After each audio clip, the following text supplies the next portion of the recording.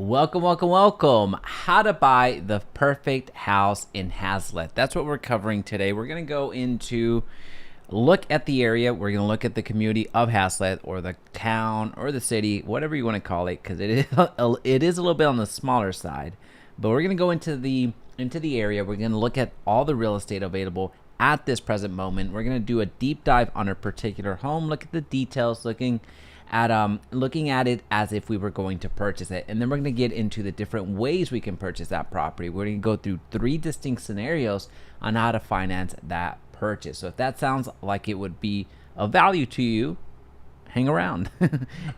Oops, here we go, testing out the audio. And also, as you're finding value in this video, assuming that you do, hit that like button. It's free. It's going to really help out the channel and help it grow to reach the masses that need this type of information. So let's get into Haslet. Let's get into the home search right away, because we're trying to buy a house right now. So let's get this going.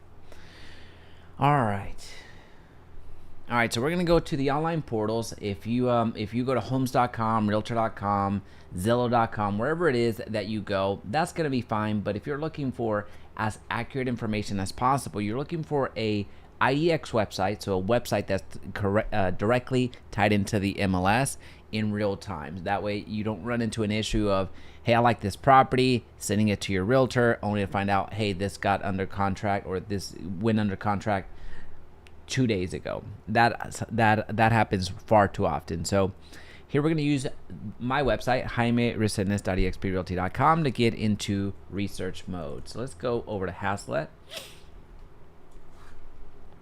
and start searching. All right, so at the present moment, let's see what we got. We see the city of Haslet has 57 homes with an average of, or let me rephrase that, 57 properties for sale right now, averaging $736,000. Now, right out of the gate, you may be thinking, well, hell, this sounds like a luxury city, and no shade at Haslet. But the reason that this price point is so much on the higher end than you would traditionally think in the area is because there's a lot of new construction up there in Haslet, and then also this includes a ton of other real estate that is not single family.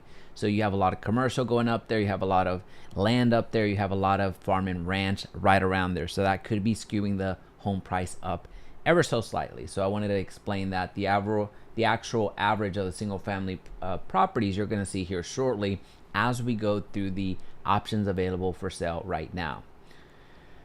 All right, so let's zoom out real quick. As you're looking for an area to move into, a community to move into, there's really 3 C's that we ask our clients to consider. Number 1 is commute. What commute do you want to have in the area that you're looking to purchase? So oftentimes whenever you move into an area, it's because of where you work, right? Especially when we have a lot of relocation folks coming into town. So number 1, take into consideration, what commute do you want to have? If you go into the office every single day, well, how much traffic can you tolerate? Or how close do you want to be to the office? That's a big indicator. Now, the second thing that we ask our clients to consider is the community. What type of community are you looking for? What type of lifestyle do you want? Are you the type of person that likes to eat out every single evening? Are you the type of person that likes to go out into the parks and enjoy nature, going to the lake? What type of lifestyle do you want? Essentially, what type of community do you want around you? The schools, the entertainment, the nightlife, and everything in between. So again, what type of community are you looking for? And then number 3, what cost? What's the cost? What budget are you trying to stay within? Because that is going to dictate quite a bit what you're going to ultimately be looking for, right? So the 3 C's are the 3 things that we ask our clients to consider: commute, community, and cost. So those are the 3 that we look at. Now, we are here north of of Fort Worth, over here on the west side of town. You're going to see a lot of new construction out here. You're going to see a lot of development. You're going to see just a ton of growth, and it's going to continue going up and away. So that's just going to happen. So at this point, we used to be just so disconnected from the rest of the world, but here in the past 5-10 years, it's really accelerated to where you have a lot of a lot of real estate being built, but also a lot of options, a lot of entertainment going through the Alliance part of town on I-35. So let's look at some properties real quick and then start dialing into, go through some examples. There's not a ton of properties available for sale right now. You see 44 homes, so Haslet is on the smaller side, as we alluded to earlier. So let's see what is the least expensive home for sale right now in the city of Haslet. Let me remove myself. Is $240,000. Now this $240,000 you see is wildly different than the others. So you see there's one home in the 200s, there's one home in the 300s, and there's the rest of them kind of start going into the 500, and that's where you see a lot of stabilization. So going back to the previous comment that I made of, hey, that number of $729,000 being on the higher end, part of that was because there's so much new construction. Most of what you see on this first page is new construction. You don't see a ton of resales. But let's back up for the first several properties here. This property for sure I can guarantee you is what's called an investor special. So essentially it's a fixer-upper that you can come in here and either rehab and bring it back to its full glory, or tear down and start over again, just from what I'm seeing here. And then this one also looks to be more sold for the land in the area than the actual property itself. And that's common for the least expensive homes in an area that you're looking to purchase, and at least on the lowest price tier, if you will, lowest prices. So here it's no different. You have one property at 240, the other at 329, but the actual properties that are ready to go for you to move into start in the high 400s and then get into the 500s relatively quickly, with the ton of them being new construction. All right, so let's see what the higher end, so the highest end of Haslet looks like, which again is still new construction.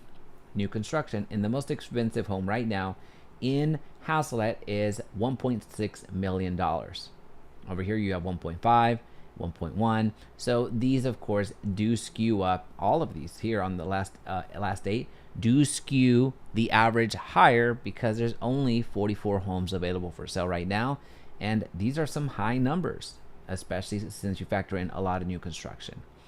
Right, so what we're going to do today is we are going to purchase one of these homes. We're going to do a breakdown on one of these homes.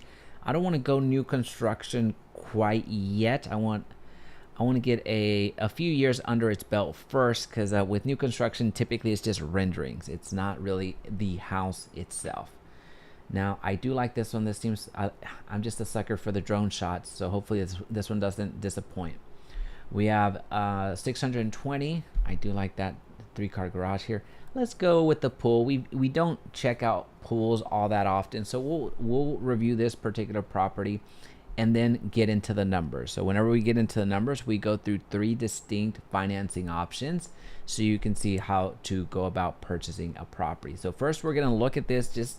We're simulating how we as consumers would go about searching for properties, where typically it begins on Realtor.com, Zillow.com, Homes.com, us looking for homes, and whatever aesthetically pleases us, well, we start digging in a little bit more and see the finances later. So again, I'm simulating basically what we as consumers typically do, and what my clients do quite a bit. So first off is we're going to start with the pictures. We're going to start looking at them and see what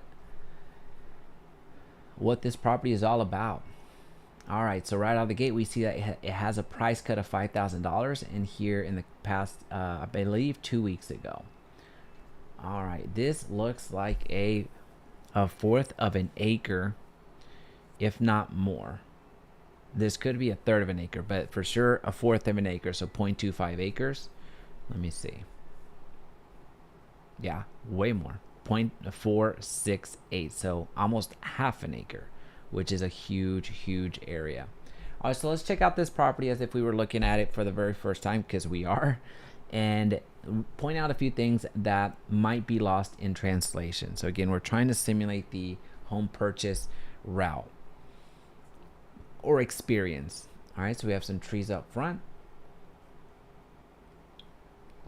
Now I don't know what type of sprinkler system this may have, because it's got you're looking at a large sprinkler system here, so you're gonna have to have some pretty strong sprinkler heads, or a ton of them. So that's something to consider.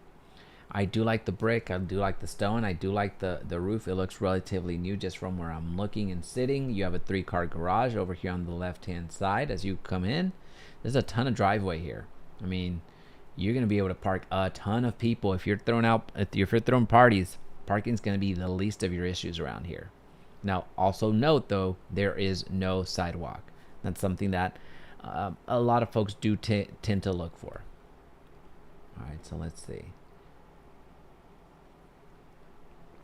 This might be vacant. I don't see any furniture back here. So you have the pool out here. Now, some folks like to put some things a little bit closer to the pool. I don't know how close this is. Oh, this is fine. This is fine. All right, so you have your fence. It looks like it still has a good room to run, so you have a good amount of the privacy fence. These are high fences here.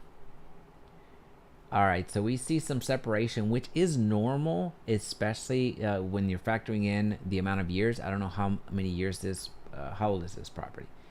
20-year-old property. Yeah, this is normal. So what you'll want to do whenever you you end up purchasing this property is you're going to do an inspection on the pool, making sure there's no cracks, but also around here, you would just need to fill in with do a bits of caulking here around here. Because with the winter, you have water that gets in there, it freezes up, it expands, and it just cycles through. So here, really, it's not something just from looking at it, I'm no expert when it comes to pools, but typically this is just filled in with a little bit of caulk, and you're good to go. All right, so I do like the entryway. It's a high entryway. You have a very tan neutral color here with a white accenting throughout. That's awesome. Some large tiles going through the entrance, and then you have some hardwood floors over here to the left hand side. So I do like the design. All right, so is this your dining? This appears to be your dining room. Yeah, so you have your dining room right here, and this is going to lead right into the kitchen. So right out of the gate from the entrance to your left-hand side, you're going to see the dining room. And then off to the right, you're probably looking at a bedroom, if not the office. All right, so again, we're still in the entrance. You have kitchen here, and then you are going straight into the living room. So there's not a ton of space between the entrance and the living room, which is fine. A ton of wood throughout. And I do like the way that they've matched the stain to the granite countertops and the backsplash. It looks all very well put together with some a little bit of accent on with the black faucet right there. Check that. They even got the door. Good looking door. Good looking design. Now, something that might turn off some people would be the faux finish here. Faux finish used to be a really cool thing in the early 20s, but it's something that you don't necessarily see a ton of anymore. So that could be something that you might want to look into. Now, when it comes to the stove, this range, I absolutely dig it. This fireplace looking range, I mean, those just look so good. Those look so good in my mind. You have the you have the microwave over here and the oven. Solid kitchen. Now this is your breakfast nook, your breakfast area over here on getting closer to the back of the property or the back of the home. And here you can really tell the faux finish. So again, this isn't for everybody. A lot of folks, I shouldn't say a lot of folks. This does get brought up with a lot of searches that we do. Whenever we're touring clients, this does get brought up more than it doesn't when it comes to, hey, I would much rather it not have a faux finish. All right. Okay, so now we're getting into the living room. So you have hardwood floors here. You have the fireplace over here and a place for your entertainment center. I like it. So this is the entrance. You're gonna have your couch here. You're gonna go. You're gonna put your entertainment center here. Huge space with plenty of roof. Or I'm sorry, it's high ceilings, if you will. Good looking property. Looks very well maintained for it being a 20-year-old property. Now is your primary bedroom. Big room here. You have your sinks, his and hers. Good size. You have your tub, which does look redone, so that might have been updated. And then you have your shower. And then your primary closet here, quite large. Is that a mirror? Yeah, that's a mirror. Well, if that's a mirror, no. What is this? Because that's a mirror. Did they Photoshop the Did they Photoshop the photographer out? I don't know what that's about. All right, so you have bedroom number 1. Now this is a look that they went for. I personally don't care for it, but just it's a choice that was made. All right, so you have your, in this particular case, you're looking at, if you're taking it to market, depending on your budget, you would try to neutralize the color a little bit more, so it's not something that becomes an issue whenever somebody is purchasing the property, where they will throw that in as a negotiation tool. You just diffuse it from the beginning. It's the entertainment room, or another room just altogether. All right, so you see here, yeah, some worn out stuff. It's expected down here on the flooring.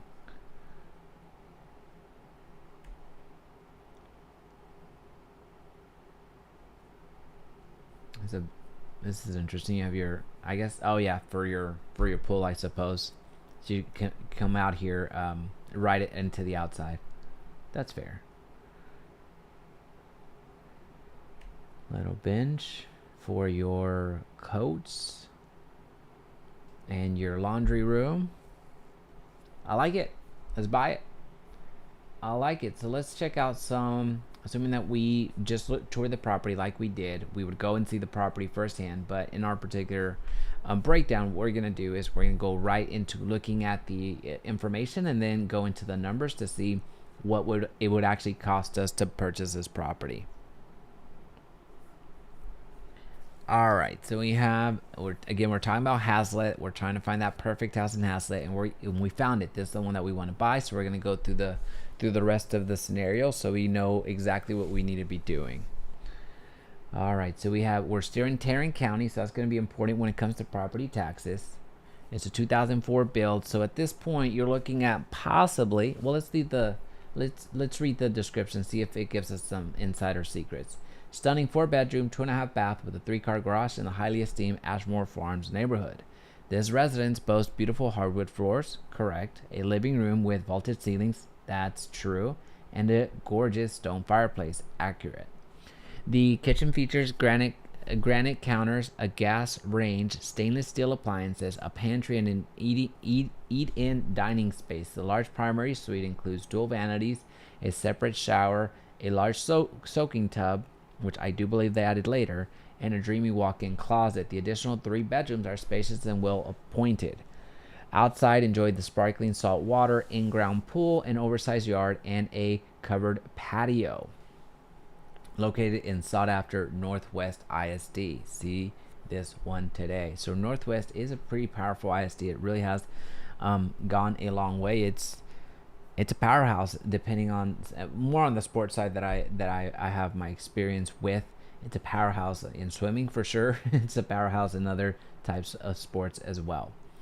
All right, so again, we're talking about Haslet and we're in Tarrant County. Okay, this was built in 2004. So since this was built 20 years ago, we start looking at possibly things that have been replaced. So in this particular case, we can guesstimate possibly that the water heater has been replaced, and the HVAC unit here in a few years would be, if it hasn't been replaced already, would be a prime candidate for it to get replaced altogether. So you're in that 20-year mark. These are some things that you're going to start to consider.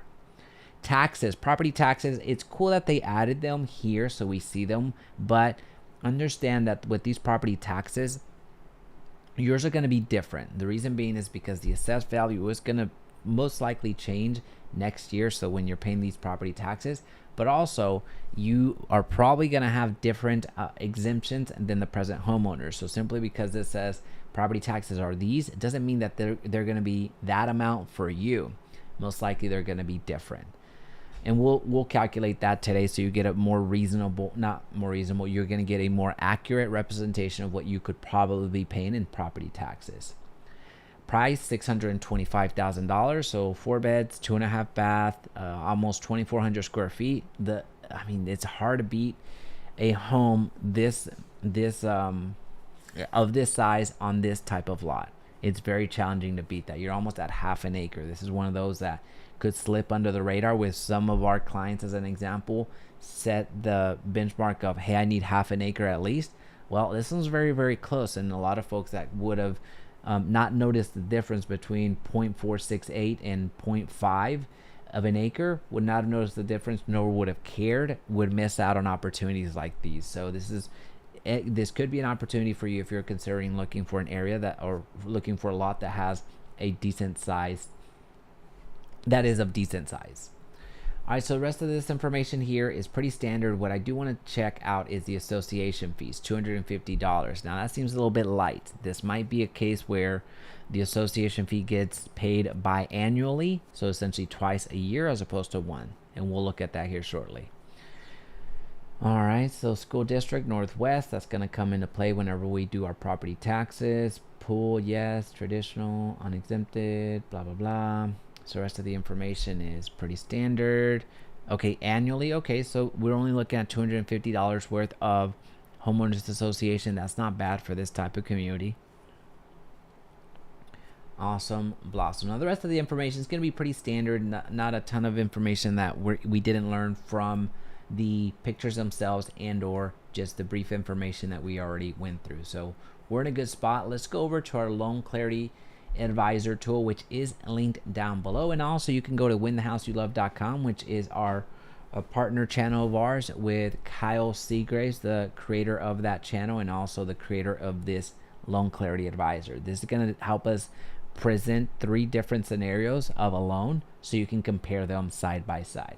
And that's what we're going to be doing today. We're going to take this property and we're going to pretend that we're going to finance it, we're going to purchase it 3 different ways so you can see the numbers, and this is our version of running the numbers, and you can get some better understanding of where all the math comes from and where all the numbers go. All right, so for our purposes today, we're going to actually use exact amounts because I want to show you how to calculate this manually or semi-manually. The tool is going to do all the work, but we're going to input some numbers a little bit more accurately.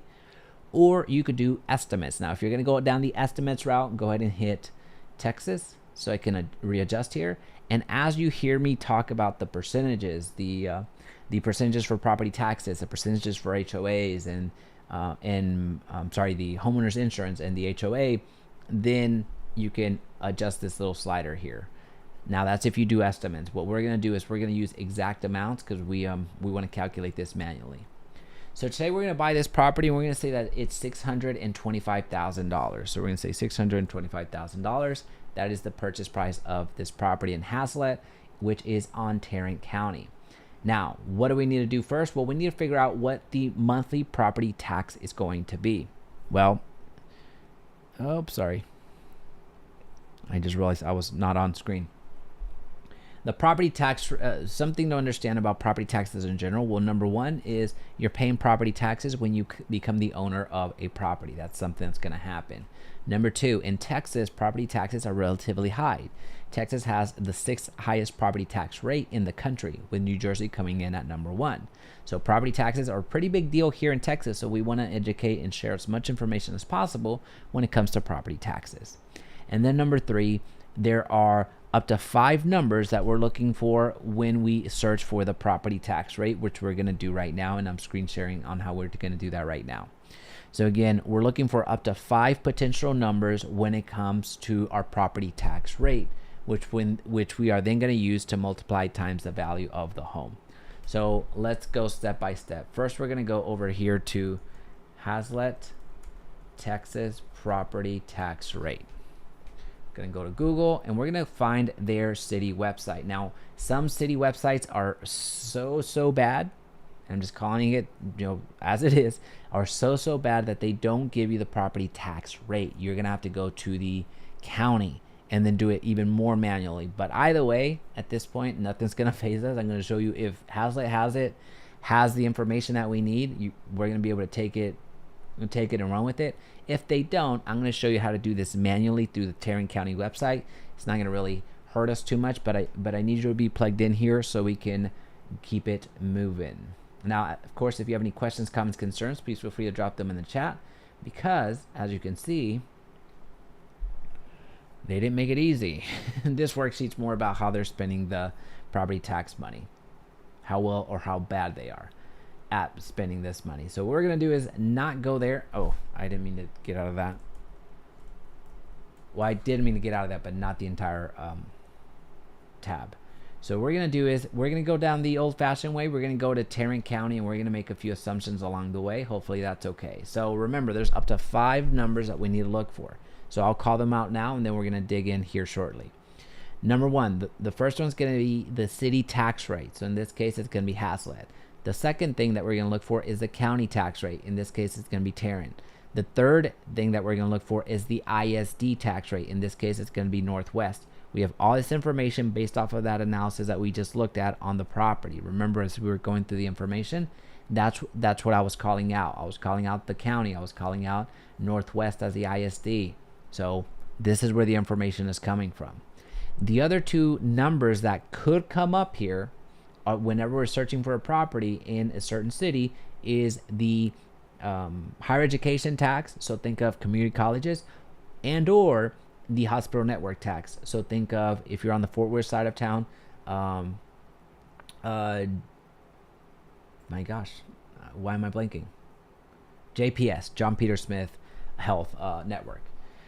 So for our purposes today, let's find this information. Haslet. So this number right here, where is it? Total right here. This number right here, we're gonna need this number. We're gonna add this number. Now, the other number that we're gonna look for is Tarrant County. So I see it down here. Tarrant County is the second number that we're gonna look for. The third number that we're gonna look for is Northwest ISD. So we're gonna look for Northwest ISD, and I'm not seeing it. Let me type this in.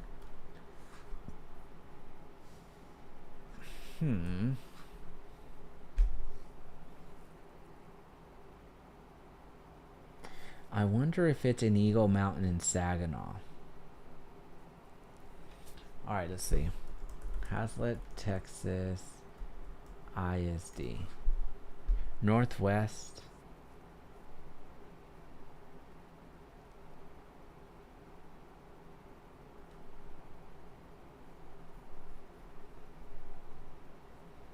This is part of it. Sometimes they make it a little bit challenging for what we need. So you're going to be up here. Okay. So why Haslet residents attend Northwest ISD, one of the fastest growing. Okay. So why does the county not have it? Arlington, no. Birdville, no. Everman, no. Fort Worth, no. Keller, no. Mansfield, no. Lake Worth, no, that's too far south west. Crowley, that's no. Kennedale, no. Azle, no. Hearst, no. Castleberry, no. Eagle Mountain, maybe Eagle Mountain. So that's interesting. See, sometimes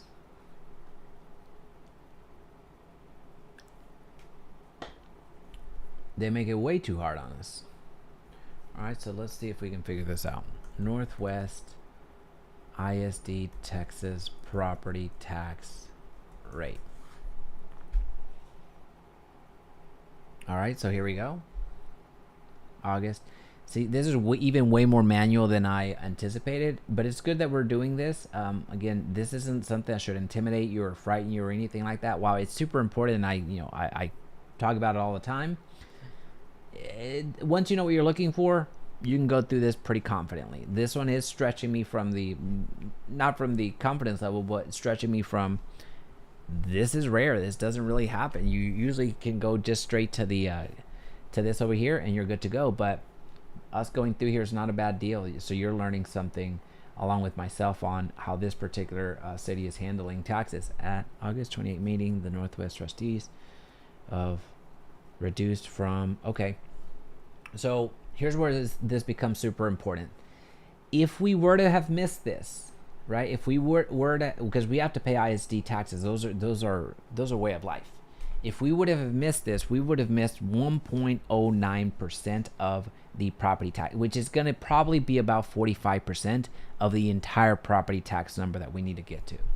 So what we're going to do is, so again, city, Haslet, county, Tarrant, ISD, Northwest, and then the higher education. We're going to go ahead and add this in here. I know Haslet didn't call it out specifically, but they didn't call anything out, so we're going to be conservative.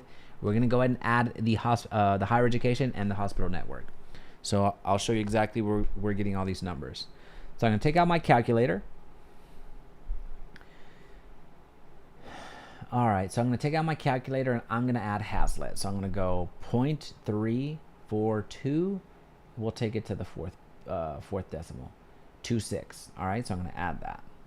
And now I'm going to add Tarrant County, which is right here, 0.1945 plus. Typically, I would add the ISD in this particular case, but I'll wait till we go over to the other tab. I'm going to go ahead and add the health network, JPS, 0.1945. And then I'm going to also add the community college or the higher education tax, 0.1121. All right, so up to now, we have a property tax rate of 0.84. Don't get excited because we still got to add the biggest ticket item, which is the ISD. So here, we got to add plus 1.0902. And that puts us at 1.9339. So just under 2% in property taxes is what we're going to run with. So actually, we got to keep doing the math here. So 1.9339 is our property tax rate. So what we're going to do now is we're going to put 0.019339.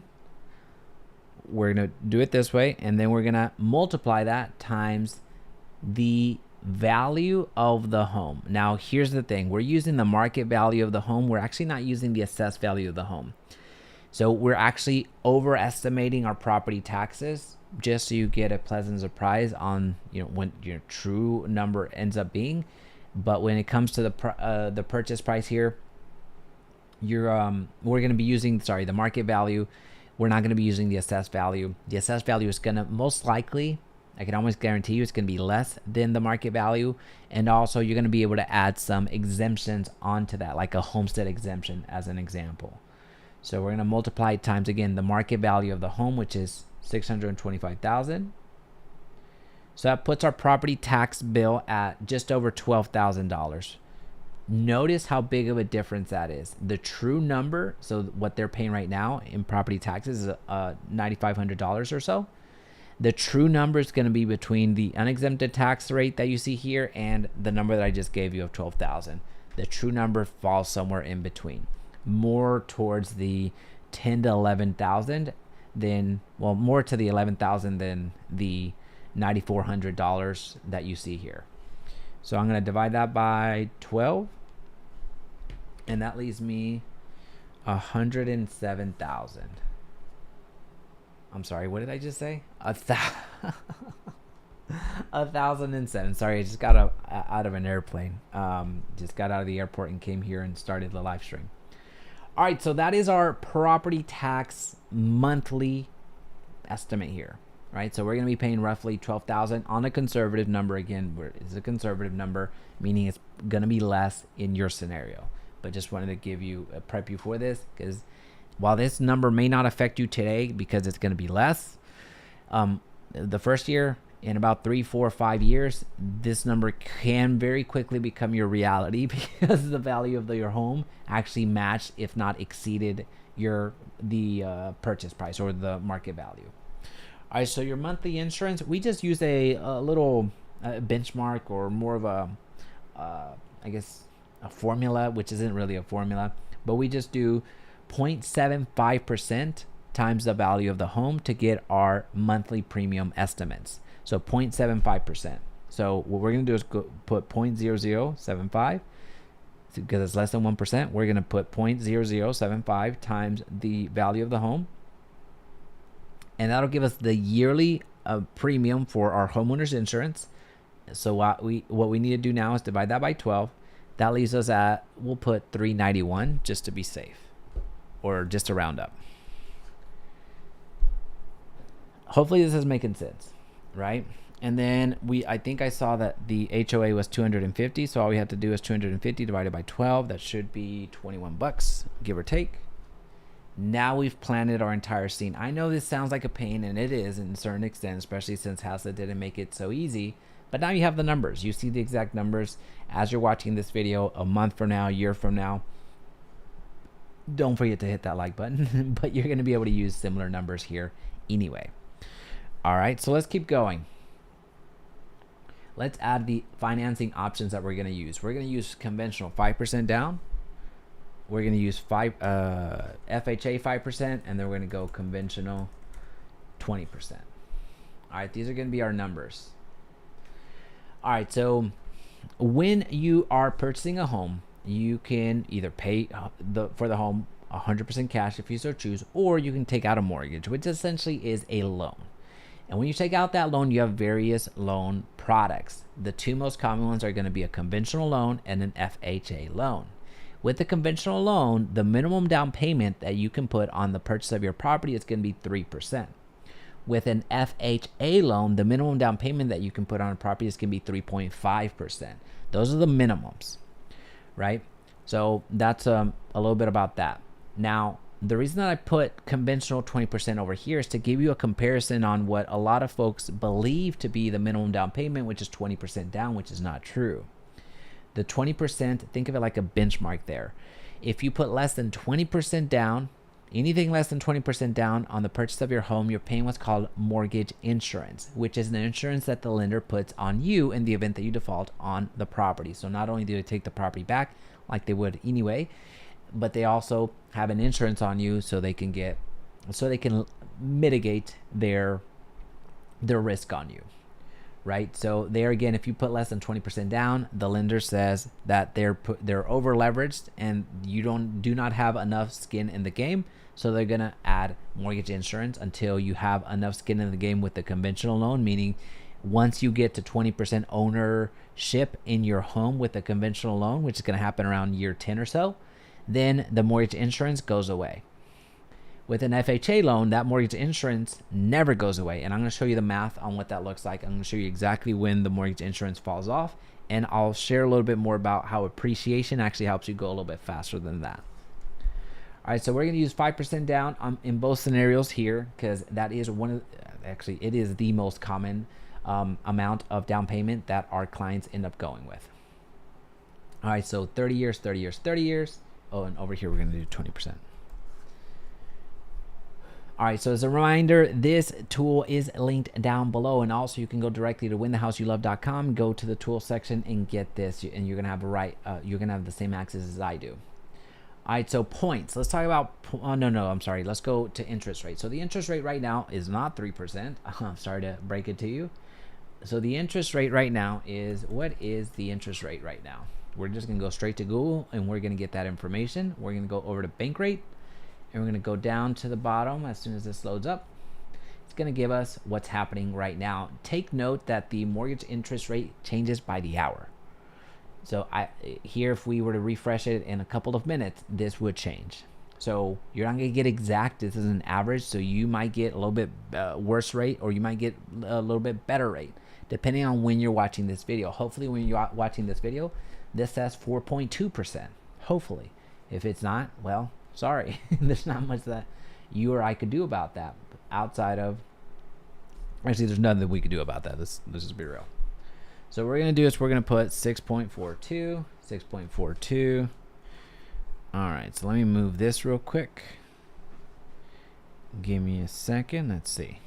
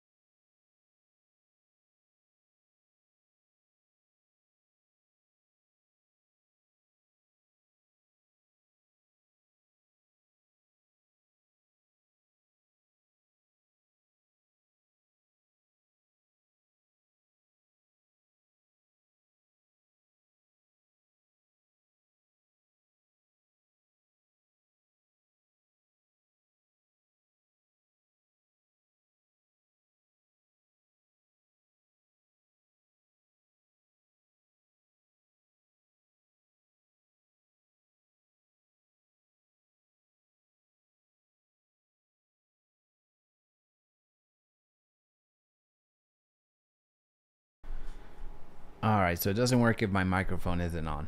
Sorry about that. I was trying to adjust a few things here and show you a more accurate rate, but that's just not going to work. So that's okay. All right, so the 6.42% is what we're going to use for all three loans. Again, what I was trying to do real quick was just to share the differences of what it would have been with a conventional, with an FHA and conventional 20%, because the interest rate is going to vary slightly, but it's still going to be very enough. So I wanted to show that, but it's just not going to work right now. All right, so let's talk about buying points. Buying points. So what are points? Points are essentially you buying down the interest rate. So when you buy down 1 point, you're dropping down the interest rate, not by an entire percentage point. That would be too awesome. You're buying it down by, the ballpark that I give is 0.25%. So here, if you buy down the interest rate by 1 point, I would say you would be roughly paying 2, something like that. Roughly, let's call it, 18, right? Is that 2 minus? Yeah, 6.18 or so, as far as your interest rate goes. That is you buying down. That is you buying down the interest rate. Now, when it comes to how much does it cost, you're looking at 1 percentage point of the value of the purchase price of the home. That is the point situation. So you can purchase as much as you want, but at some point, it just becomes way too expensive to purchase points. So I wouldn't necessarily recommend you buying them left and right, because the cost just isn't there. I'm sorry, the value just isn't there. Lender fees. Lender fees are going to vary across the board. So the way that what I encourage you to do is use each one of these options individually from each lender that you get a quote from. So here you would use Wells Fargo. Here you would use Chase. Here you use Allied Bank, or whoever you end up using. That way you can compare apples to apples. Now, we already talked about the monthly mortgage insurance, which is something that you would be paying for the on both loans that are under 5% down, under 20% down.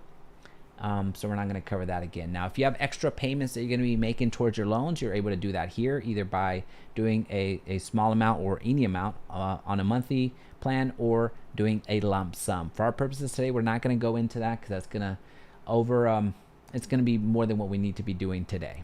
Now, here in this section, in this graph, and in the breakdown here, it gives you the cost of the loan. So these three loans, it goes into how much it actually costs you for the loan. And what you're going to see here is on the conventional route, if you would have gone 20% down, it would have saved you $100,000 in the first 10 years. Now, once it matures, it's going to save you almost $200,000 had you done 20% down, as opposed to, it compares it to all three. So you see the versions here. So it would have saved you $199,000 compared to the FHA, and it would have saved you $150,000 compared to that. Now, the downside, of course, is, well, with 20% down, that assumes that you have $125,000 to put down. Not everybody has that option. So if you do have the option, then it's a business decision for you.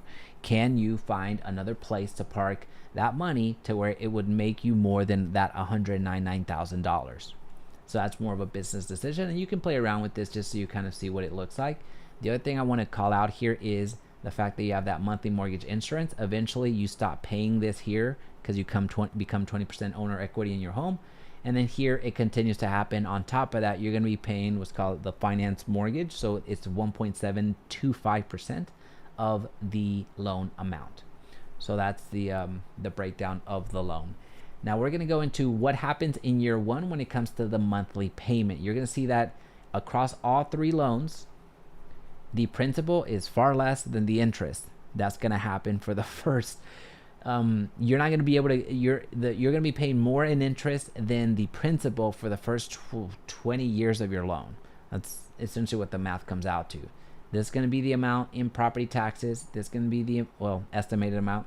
This is going to be the estimated amount in homeowners insurance, your mortgage insurance. The HOA technically is not in your mortgage payment. It is paid at the beginning of the year, but we like to include it here just for your budgeting purposes. So as you can see, the monthly mortgage payment is going to be about $54.38 with conventional 5%, $54.52 with an FHA 5%, and the conventional 20% is this, $45.53.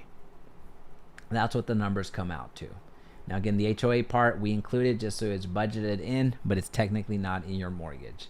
And if you want to add some utilities and things of that nature, this is something that I encourage you to do more specifically to where you live, because it's a little bit different. Now I understand that here is we're talking about Haslet, but we're going to leave that up to you if you want to get that level of breakdown.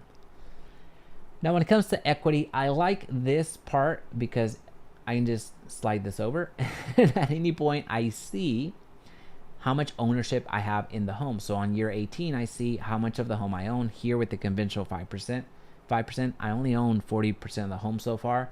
Here with FHA, I own 39, and conventional, I'm just breaking to the 50% mark.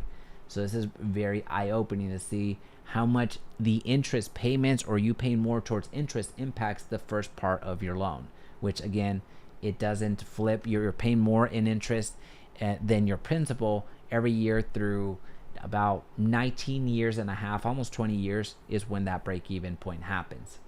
Now I promised you that I was going to show you when your mortgage insurance falls away, and here that's the case with 10 years and 3 months. Your mortgage insurance falls away if you do 5% down. Now this is based off of just math. This does not factor in the appreciation of the home. So the home can appreciate, and in the event that it does, you're going to be your mortgage insurance is going to fall off faster than the 10 years that you see quoted here. Now, when it comes to selling and the appreciation and what that does for you as a homeowner, I like to go into this math because it gives you an idea of your housing costs for the next 10 years, 30 years, or however many years you end up doing the calculation on. So let's just say we bought this house here in Haslet for, what was it again?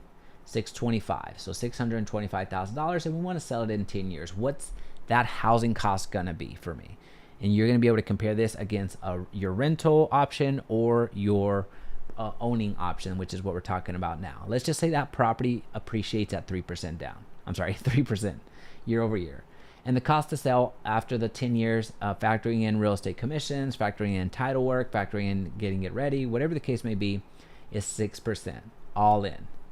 Now, your tax increase per year, let's also assume that your taxes are going to increase, and they're going to increase 3% per year. And same thing with your homeowner's insurance. Let's assume this is all realistically, this is all sound reasoning here. Let's just assume that the home insurance increases per year as well at 3%. Well, our housing cost for our conventional 5% down would be $418,000. For an FHA, it would be $430,000. And conventional 20%, it would have been $330,000. So our cost to live in the next 10 years in this property is this. We factor in the appreciation that we had on that home, and then we subtract the cost to sell, we subtract the cost of the loan, we subtract the property taxes, the homeowner's insurance, the HOA, and everything in between. So there, our housing cost again was $418,000, $430,000, and then $330,000. Now, if we compare that times the rental of how much we would have paid of a comparable home size, here we can budget in $3,600, give or take. You can bump it up or bump it down just to see what it would have cost. And we're also assuming an increase in rent, which again is very conservative when we're looking at 3% per year. And the overall cost to live in this particular case, if we're renting, would have been $501,000. So if we're looking to purchase, or if we are looking to compare between purchasing a home and the renting of the home, this is what it ultimately comes down to. You see the differences in real time. Folks, hopefully this helps you in some way. This tool is linked down below. If you have any questions, comments, concerns, please feel free to reach out.